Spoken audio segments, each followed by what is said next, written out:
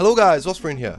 So you want to add your own colour to my Vanilla Plus Utility PvP texture pack? Well, I'm here to tell you that you can, as long as it's for personal use only. Like, don't send it to anybody. And it's very easy to do. So let's get into it. So what you're going to need to do this is two programs, a photo editor or picture editor and a text editor. I'm actually going to be using Photoshop to edit my pictures and Visual Studio Code to edit my text. But any program similar to these will do. For instance, Paint will work, or like an online version, and also Notepad would work for the text editor, or Notepad++, which is a good free version. Visual Studio Code is also free, but it's a bit of a larger program. Now what I'm going to do is just create a working folder. I'm going to make it on my desktop and I'm going to call it Wasp's Pack Color Edit. Okay? And just download the releasable pack from the description of this video. I'll also put in a link to all of the tools that you'll need, so just drag the MC pack into this file. Then open up the folder, Windows Explorer, and the first thing what you're going to need to do is come to View and then make sure that this little box here, File Name Extensions, is ticked, because if not, you're not going to be able to see the name of the file extension. Like right now it says .mc pack, but if it was turned off you wouldn't be able to see it. And we're actually going to be needing to change the name of this. So then if we select this file, hit F2 to rename it, and then change the extension from .mcpack to .zip. Yes, I'm sure. Now we should just be able to right click and then click extract all, and then the built-in Windows tool will extract it. I use 7-zip, it's a lot faster. I usually use 7-zip. So now everything there is extracted, and this is my pack in its entirety. If we go to subpacks, this is where all the different colors reside. So what I actually like to do is use Rens as a base, so click that, Control C to copy it, and then paste it in the same place. Now we need to name it something, and you could name it your name, but for this instance I'm going to just name it purple, because I'm going to create like a new light purple colour. This is quite a nice colour, and it's the colour that I'm going to be adding today, but you can just add any colour you want, and I'm going to show you in such a way where you'll understand how to add any colour. Now inside of this purple folder, we've got everything that we need to change in order to add a new colour. And also while we're here, I think we'll call the pack Vanilla Textures Colour Edit ! Because it's exciting. That's the folder where we've kind of been working, right? Now I just need to reopen it. Now the first thing we want to change is the manifest file. We can open it with any of these, like even Notepad for instance, but I will be using Visual Studio Code because I find it much more useful, and it's easier to understand the formatting with VSC. The first thing that we're going to need to do is just change the version number, like increment it up by 1. This is just so that the game knows that it's a new, different version of the pack, otherwise it wouldn't import. Now these memory tiers, this is just a remnant from an experiment that I did. I don't think it really matters too much in the grand scheme of things, so I wouldn't bother changing that. But what you need to do is just copy everything from this bracket to this comma, including the page break, the line break, that's kind of there too. Then hit Control C to copy it, then come back down here and add another comma at the end of this curly bracket, and then hit Control V to paste it. And then I'm just going to tidy it up, and we don't need another comma at the end of this. In fact, we don't add another one, otherwise it'll break it. And now I'm just going to tidy this up by deleting some spaces. There we go, perfect. Now what we're going to do is change this folder name to purple, because that's the name of the folder. And then change the name to light purple. And then just to continue in this theme, I'll copy the bit line from JXD's thing but change it to light purple. And that is the name which will actually show up in game. And that's the manifest done. So just go File Save, or just hit Ctrl and S to save it. So next what we can do, if we go into the purple file, then UI, we can change the _global_variables.json file, and then this is what will be changing to change the actual color of the text.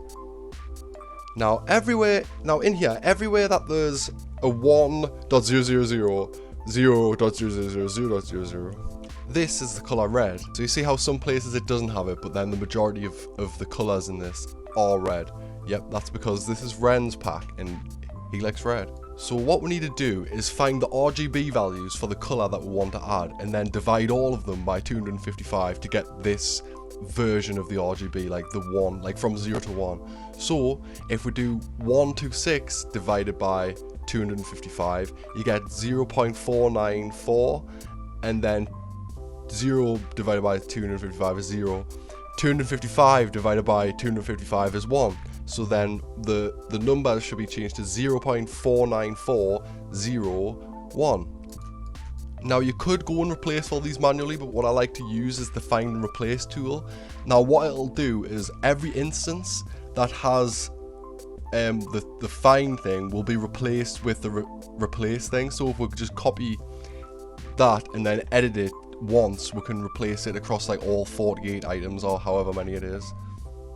So I'm going to change this to 0.494 comma space 0.000 comma space 1.000, and then hit the replace all button, and then that'll do all of the bulk of the work for us. And yes, we are sure. So that's went through the entire file and replaced every instance of the red color with this new like light purple color, which is pretty pog. Then we're done here, so once again just file save or Ctrl and S. Now all we need to do is change the colors of the textures themselves. So click open with, and you can use Paint, but I'm going to use Photoshop because it's easier to use Photoshop for this job for a reason I'm about to show you. But Paint is manageable. I'll show you how you would go about editing on Paint as well, but Photoshop is much easier to do like things in bulk. Okay, so Photoshop has eventually opened up. So using the pencil tool, what I can do first is if I come up to the color palette and then add the hex code so we get our color, I can create a new layer and add like a little dot of color onto the actual canvas. Wait, so before I show you what I do, I'll show you what you would do if you're using a program like Paint and where you didn't have like layer editing and stuff like that. So you would just go over all like the main dark places with like the main color, and then make like a lighter version of the color, then go through all the lighter places, and then that would just be it done. But doing it like this means that you have to manually edit every single texture, and it's a bit like of a long process. So I'll show you what I do. So we can use an adjustment layer. So if we select our main layer, the one that we want to adjust, and then add a hue and saturation layer, we can change the hue, and it like literally, well, it looks like RGB. But so what I would do is just get the color that we want to change it to on a different layer above the hue and saturation layer adjustment, and put it properties next to a color that we're going to change. And what we want to try and do is match the colors as closely as possible. So I'll just take a little time changing the hue, saturation, and lightness to get it similar.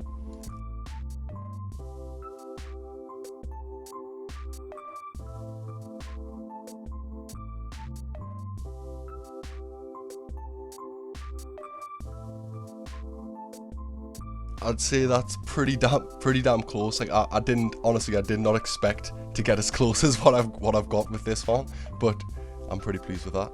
And now this is the Super Pog Champ Big Brain Gamer moment, where once we've created this hue saturation mask, we can first import a few other files, right? We'll import a few other files into Photoshop.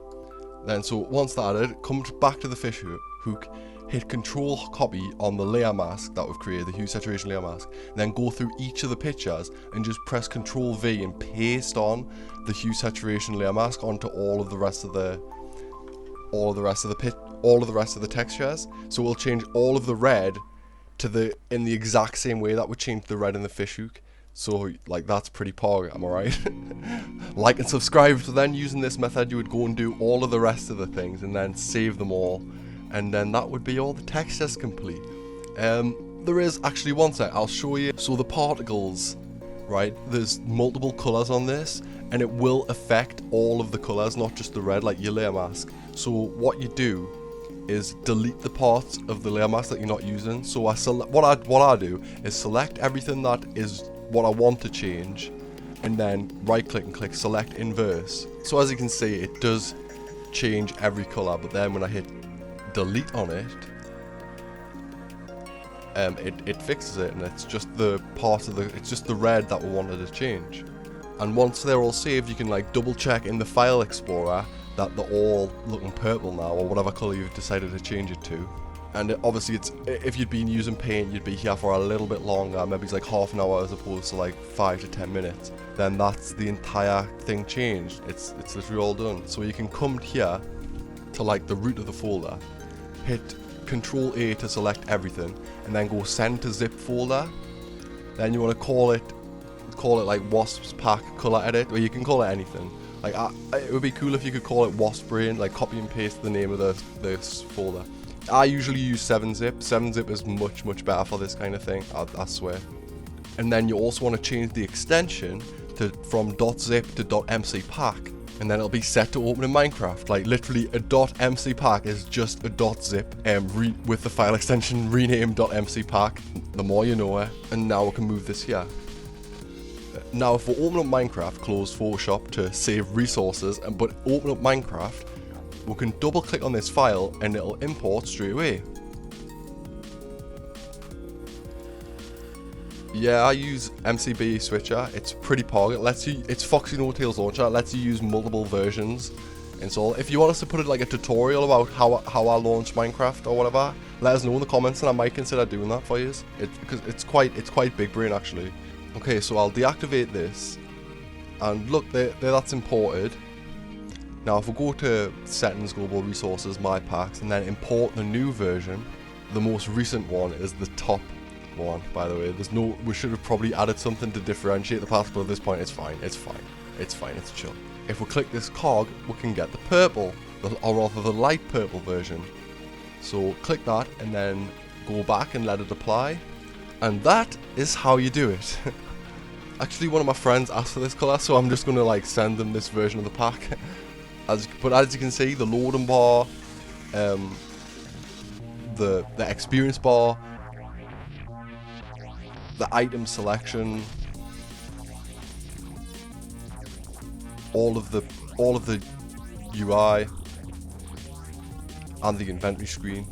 So that's it, guys. It's done. If you like this video and you did learn something, please consider just subscribing. It's like the only measurement of my success here on YouTube. Also, if you are subscribed, I'm about to hit 1,000 subscribers, and I would like you should comment if you subscribed, and because I want to know everyone who was subscribed before I hit 1,000 subscribers, because it would be nice to know, because I will remember yous. But anyways, guys, until next time. Bye! Love you!